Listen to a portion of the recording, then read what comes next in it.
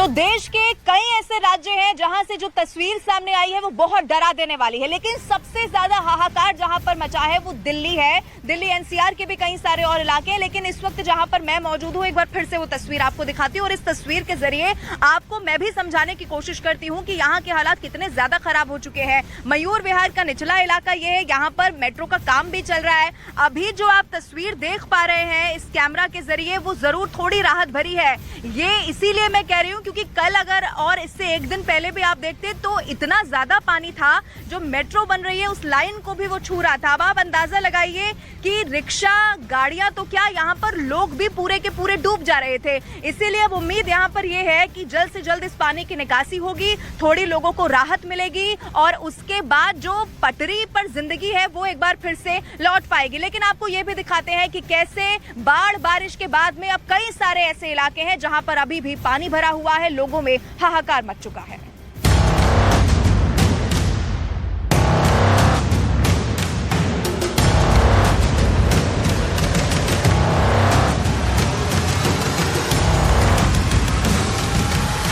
ये देश की राजधानी दिल्ली है, जो इन दिनों यमुना के पानी में डूबी हुई है।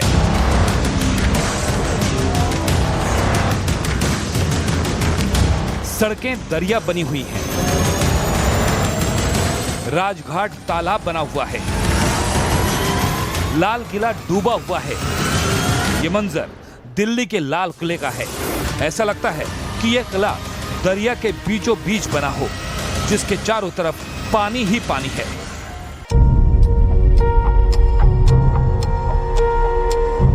लाल किले से थोड़ी ही दूरी पर बापू की समाधि स्थल राजघाट पर भी पानी फैला हुआ है। यमुना नदी के सैलाब ने राजघाट को तालाब में तब्दील कर दिया है। राजघाट के अंदर और बाहर हर तरफ पानी भरा हुआ है।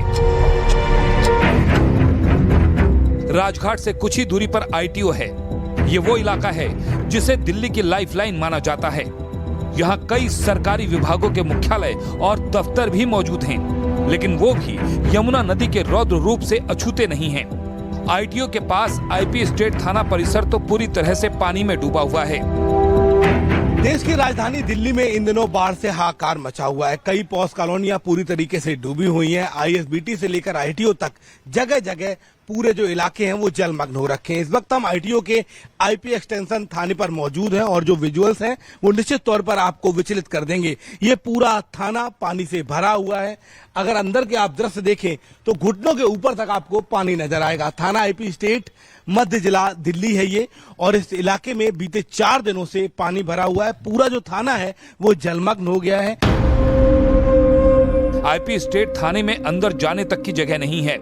वहाँ घुटनों तक पानी भरा हुआ है और कामकाज पूरी तरह से ठप पड़ा हुआ है।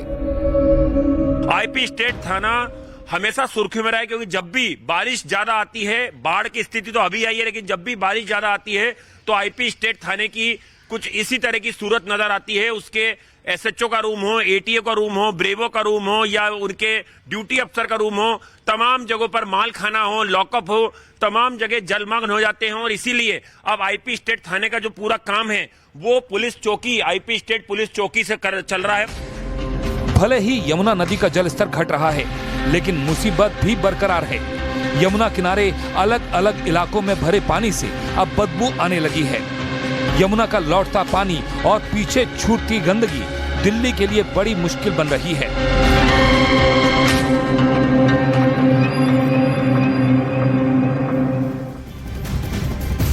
दिल्ली में हालात कैसे हैं, लोगों में कैसे हाहाकार मचा हुआ है, ये आपने देखा। अब आपको देश से आई अलग अलग 5 तस्वीरें हम जरा दिखा देते हैं, जिनमें आप देखेंगे कि उत्तराखंड से लेकर उत्तर प्रदेश तक एक तरफ तो मौसम विभाग ने बारिश का अलर्ट जारी किया है, और ऐसा इसीलिए भी है क्योंकि बारिश वहां पर थमने का नाम नहीं ले रही है। उत्तर प्रदेश में भी आपको बताएं, बद्रीनाथ में भी, साथ ही जम्मू कश्मीर पुंछ तक से भी ऐसी तस्वीर सामने आई है। नदी नाले पूरी तरीके से उफान पर आ चुके हैं, लोगों की परेशानी बहुत ज्यादा बढ़ चुकी है। हर कोई इस वक्त उम्मीद इस बात की कर रहा है कि बारिश थोड़ी कम हो, ये पानी यहाँ से निकल जाए, जिससे कि लोग राहत की सांस ले सके। लेकिन 5 अलग अलग तस्वीरें देश की स्थिति बयां करती हुई इस वक्त आपके टीवी स्क्रीन पर हम आपको दिखा रहे हैं, जहां पर आप देखेंगे बद्रीनाथ में भी लगातार बारिश हो रही है। बद्रीनाथ में बारिश होने का मतलब आप समझिए यात्रियों को कितनी ज्यादा परेशानी होगी। अब एक हरियाणा से जो खबर निकलकर सामने आई है वो भी मैं आपको बता देती हूँ। हरियाणा के रेवाड़ी में लगातार बारिश हुई है और बारिश होने से जगह जगह पर इतना ज्यादा पानी भर गया है कि लोगों की समस्याएं बहुत ज्यादा बढ़ चुकी हैं।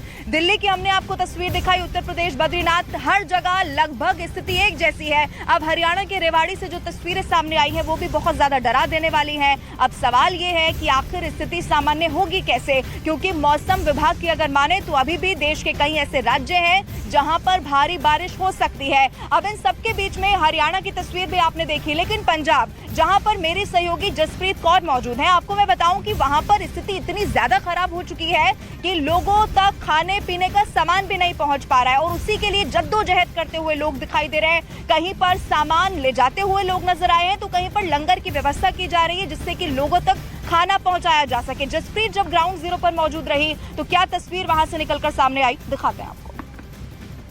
पंजाब के संगरूर जिले में मौजूद हूँ और ये होतीपुर गांव है। किस तरीके से यहाँ पर गांव तक पानी पहुंचाने की व्यवस्था की गई है। यहाँ पर आप देखेंगे अलग अलग संस्थाएं, गुरुद्वारों के जरिए यहाँ पर ये मदद पहुंचाई जा रही है और इधर आप देखेंगे इसमें भी सामग्री है बड़े बड़े ट्रैक्टर्स में, ताकि कोई भूखा ना सो पाए, वहाँ पर लोगों तक मदद पहुंचे। इतने सारे लोग लगे हुए हैं। इसमें क्या है, पानी है, पानी है और देखिए कि यहाँ पर केले भी हैं, बिस्किट भी है, ताकि कोई भूखा ना सोए और उनको दिक्कत ना हो। पीछे भी है, ये सामग्री है, राहत सामग्री है जो पहुंचाई जा रही है। आप लोगों की भीड़ देखेंगे जो अलग अलग जिलों से यहाँ पर पहुंचे हैं, लेकिन दिक्कतें आ रही है। इसमें लंगर है, हम आपको दिखाते हैं, ये अलग अलग यहाँ पर छोटी गाड़ियों में, लेकिन दिक्कत आ रही है क्योंकि कई जगह सड़क टूटी है। ऐसे में ये लोग रुक करके जा रहे हैं। ये आप देखिए कि ये लंगर की व्यवस्था इसमें की गई है। इसमें क्या है, लंगर है, रोटी है। अच्छा, कहाँ से आ रहा है ये लंगर? फतेहगढ़ साहिब से। फतेहगढ़ साहिब से कितनी दूरी पर है? यहाँ से होगा 120-25 आप ये समझिए कि ये सेवा भाव है। 125 किलोमीटर दूर से यहाँ पर खाना आ रहा है। जो लोग यहाँ पर पहुंचे हैं लोगों की मदद के लिए, हम जहाँ तक जाएंगे आप व्यवस्था देखिए, रोटी सब्जी है, ताकि जिनके घरों में पानी है, जो मवेशी वहाँ पर मवेशियों के साथ फंसे हुए हैं, वो भूखे ना सो पाएं। ये आप देखिए, ये सब्जी है। ये लंगर कहाँ से आया है? फतेहगढ़ साहिब। फतेहगढ़ साहिब। तो आप देखिए कितने सारे यहाँ पर बड़े बड़े कंटेनर्स है जिसमें ये लंगर है और ये रोटियां हैं। और ये इनकी कोशिश है, ये पैदल चाहे ट्रैक्टर के जरिए हो, चाहे दो पहिया वाहनों के जरिए हो, चाहे कुछ जहाँ तक ट्रैक्टर जा रहा है उसके बाद कश्ती के यानी कि नाव के जरिए पहुंचाया जा रहा है।